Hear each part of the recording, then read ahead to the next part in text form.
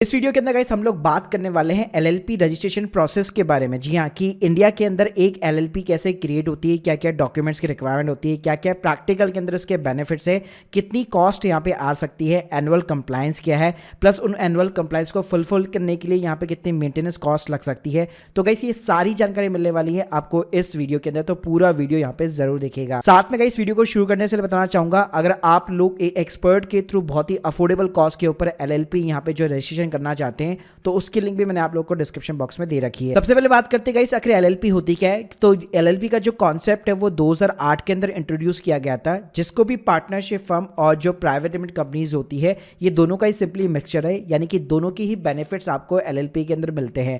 LLP को basically limited liability partnership कहा जाता है। इसके अंदर मिनिमम 2 पार्टनर्स की रिक्वायरमेंट रहती है। अगर आपके पास में पार्टनर नहीं है तो आप अपने किसी फैमिली मेंबर को भी यहाँ पे ऐड करा सकते हो, कोई दिक्कत वाली बात नहीं है। साथ में जो एनआरआई लोग हैं वो भी यहाँ पे एलएलपी रजिस्टर कर सकते हैं, लेकिन एक पार्टनर जो है एटलीस्ट जो है यहाँ पे रेजिडेंट पर्सन होना चाहिए। अब गाइस बात करते हैं कि एलएलपी के एक्चुअल में प्रैक्टिकल में क्या फीचर्स है, क्या बेनिफिट्स है। तो सबसे पहली चीज, इसके अंदर आपको लिमिटेड लायबिलिटी मिलती है जो कि नॉर्मली पार्टनरशिप फर्म में आपको नहीं मिलती है।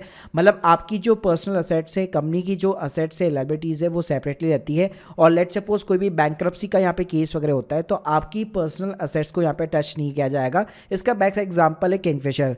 उसके बाद में गाइस इसके अंदर कोई भी कैपिटल की रिक्वायरमेंट नहीं है। आप कितनी भी कैपिटल से स्टार्ट कर सकते हो, चाहे आपके पास में 1000 रुपये 5000 रुपये, उसके बावजूद भी आप यहाँ पे एलएलपी रजिस्टर करा सकते हो। मिनिमम पार्टनर्स की बात करूँ, सिर्फ 2 पार्टनर चाहिए, लेकिन मैक्सिमम के ऊपर कोई भी लिमिट्स नहीं है।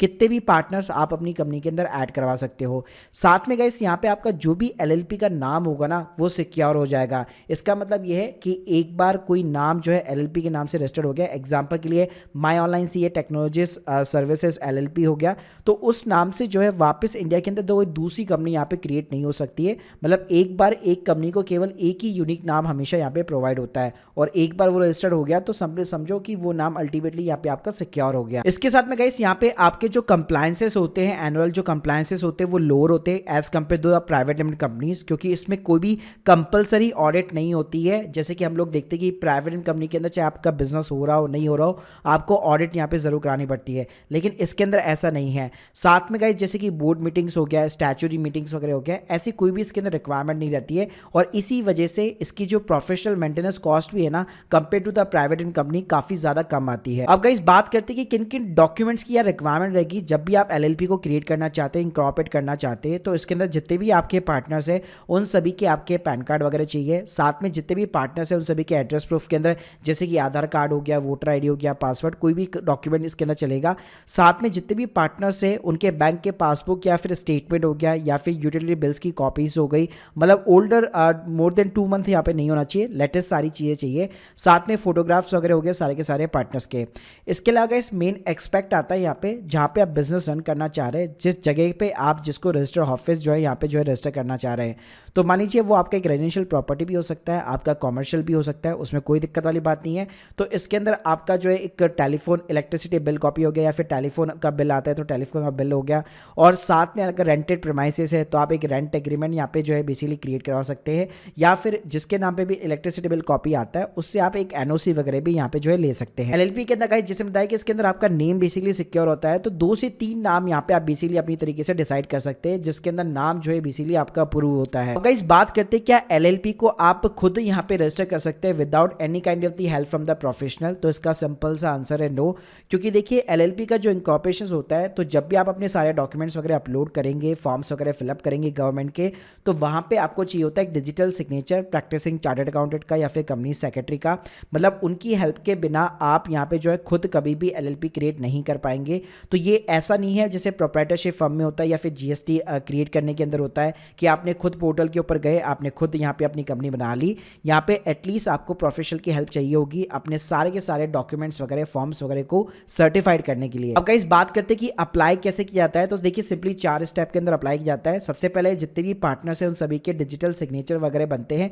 डिजिटल सिग्नेचर एक यूएसबी टोकन की तरह होता है, एक पेन ड्राइव की तरह होते हैं बेसिकली, जो कि क्लास 3 के बनते हैं। उसके बाद में गाइस आपने जो नाम यहाँ पे चूज आउट किए हैं, तो एलएलपी का एक रन करके फॉर्म आता है, उसके अंदर फॉर्म फिलअप होके बेसिकली आपके जितने भी नेम है उन सभी को यहाँ पे जो है अप्रूव कराया जाता है। इसके अलावा इस 3rd स्टेप के अंदर फिलिप फॉर्म करके आता है एलएलपी का, जिसके अंदर आपकी पार्टनर्स की सारी डिटेल्स, उसने कितनी कैपिटल लगाई है, उसका एड्रेस क्या है, ये सारी सारी चीज़ें जाती है। उसके बाद में आपको LLP का सर्टिफिकेट वगैरह मिल जाता है और फिर लास्ट पे विद इन द 30 डेज आपका एक LLP का एग्रीमेंट क्रिएट होता है जिसके अंदर सारे पार्टनर्स के बीच की टर्म्स और कंडीशन मेंशन होती है और उस LLP एग्रीमेंट की कॉपी भी जो है बेसिकली फॉर्म 3 के थ्रू यहाँ पे गवर्नमेंट को भेजी जाती है। देखिए गाइस, अगर यहाँ पे मैं LLP के फॉर्म्स वगैरह आपको दिखाना चाहूँ तो आप स्क्रीन के सामने देख सकते हैं, बहुत ही टिपिकल फॉर्म्स होते हैं। इवन जो प्रोफेशनल्स होते हैं उनको भी काफ़ी ज़्यादा यहाँ पे बेसिकली टाइम लगता है।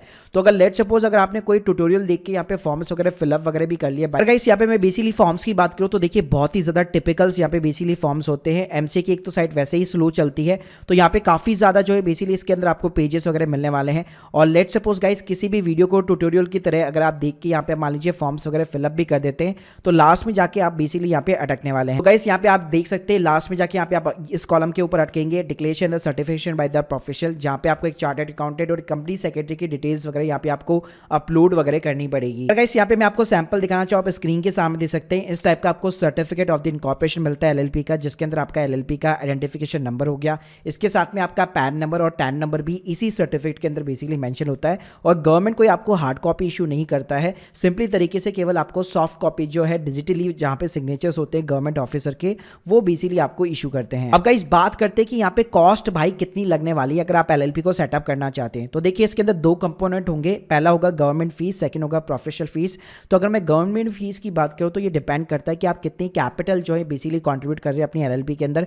साथ में इसके अंदर बहुत सारे खर्चे भी होते हैं, जैसे कि मान लीजिए डिजिटल सिग्नेचर बनवाने की कॉस्ट आ गई, आपका नेम रिजर्वेशन का फॉर्म का आ गया, LLP आपका जो एग्रीमेंट बनने वाला है उसका ड्राफ्टिंग फीस आ गया, स्टैम्प ड्यूटी हो गई आपका, और स्टैम्प ड्यूटी जो है डिपेंड करती है स्टेट टू स्टेट। इसके अलावा आपके नोटराइजेशन के खर्चे हो गए, तो ऐसे कई सारे गवर्नमेंट के खर्चे होते हैं। वहीं पे अगर मैं प्रोफेशनल फीस की बात करूँ तो वो टोटली डिपेंड करता है प्रोफेशनल टू प्रोफेशनल, उनका कितना एक्सपीरियंस है और आपका जो LLP का स्ट्रक्चर है वो कितने पार्टनर्स है, कितना उसमें टाइम लग सकता है, तो वो टोटली उसके ऊपर डिपेंड करता है। तो अगर मैं एक एवरेज यहाँ पे कॉस्ट की बात करूँ इंडिया के अंदर LLP बनवाने की, तो आप कह सकते हैं नॉर्मली जो है 5,000 रुपीज़ से लेकर 10,000 रुपीज़ तक बेसिकली आपकी यहाँ पे कॉस्ट आती है। इसके अलावा गाइस अगर मैं एनुअल यहाँ पे कंप्लायंसेस वगैरह की बात करूँ कि भाई यहाँ पे साल भर के अंदर कितने कंप्लायंसेस होते हैं LLP के अंदर, तो LLP के अंदर मेजरली 3 कंप्लायंस होते हैं।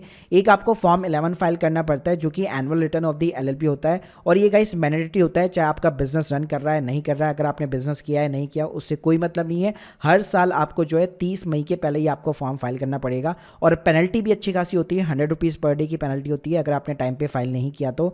इसके अलावा आपका फॉर्म 8 होता है जिसके अंदर आपको जो है बैलेंस शीट हो गया, आपका P&L अकाउंट हो गया LLP का, वो सारी इन्फॉर्मेशन आपको गवर्नमेंट को देनी पड़ती है, और 30 अक्टूबर के पहले आपको ये फॉर्म जो है फाइल करना पड़ता है, और इसमें भी पेनल्टी के चार्जेस होते हैं।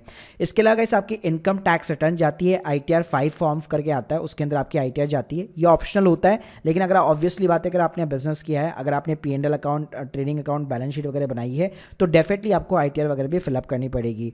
साथ में इसके अंदर ऑडिट वगैरह की कोई रिक्वायरमेंट नहीं है, लेकिन इसके अंदर एक टर्नओवर की लिमिट है। अगर आपका टर्नओवर पूरे साल भर के अंदर 40 लाख को क्रॉस कर जाता है और आपका जो कैपिटल कंट्रीब्यूशन है वो एक्सीड करता है 25 लाख रुपीज़ को, तो बेसिकली आपको एक चार्टर्ड अकाउंटेंट से यहाँ पे ऑडिट करवानी पड़ेगी। साथ में मैंने आपको जो फॉर्म 8 और 11 बताया उसके अंदर भी आपको हमेशा जो है एक प्रोफेशनल की हेल्प वगैरह लेनी चाहिए। तो अगर मैं एक एवरेज कॉस्ट की बात करूँ एनुअल मेंटेनेंस के ऊपर, तो आप यहाँ पे 4,000 रुपये से लेकर 5-6 हज़ार रुपये तक एनुअल मेंटेनेंस के चार्जेस यहाँ पे लगा सकते हैं। गाइस यहाँ पे LLP के अंदर GST का भी कंप्लायंस होता है। अगर आपका बिजनेस ऐसा है जिसके अंदर GST आपको चाहिए तो उसमें आपको GST रजिस्ट्रेशन लेना पड़ेगा LLP के नाम पे। साथ में GST जैसे अगर आप लेते हैं तो आपको क्वार्टरली बेस पे या फिर मंथली बेसिस पे GST 1 और 3B की फाइलिंग करानी पड़ेगी, और चाहे आप बिजनेस कर रहे हैं नहीं कर रहे हैं उसके बावजूद भी आपको निल रिटर्न्स वगैरह यहाँ पे फाइल करनी पड़ेगी, ताकि आपके ऊपर पेनल्टी वगैरह कुछ भी ना लग सके। गाइस अब आपको यहाँ पे सिंपली तरीके से समझ में आ गया होगा कि हमारे इंडिया के अंदर एक लिमिटेड लायबिलिटी पार्टनरशिप कैसे क्रिएट होती है, कितनी इसके अंदर कॉस्ट आती है, क्या क्या डॉक्यूमेंट्स की रिक्वायरमेंट रहती है। साथ में गाइस अगर आप बहुत ही अफोर्डेबल और कम कॉस्ट के अंदर एक LLP यहाँ पे प्रोफेशनल के थ्रू रजिस्टर कराना चाहते हैं, मैंने लिंक आपको सिंपली डिस्क्रिप्शन बॉक्स में दे रखी है, जहाँ से आपको 1-to-1 जो है कोटेशन वगैरह भी मिल जाएगी, और आप हमारे कंसल्टेंट्स के साथ में कोई भी अपने जितने भी सवाल है, आपके जितने भी डाउट्स है, उनको भी आप यहाँ पे क्लियर कर सकते हैं। Thank you guys, thank you very much.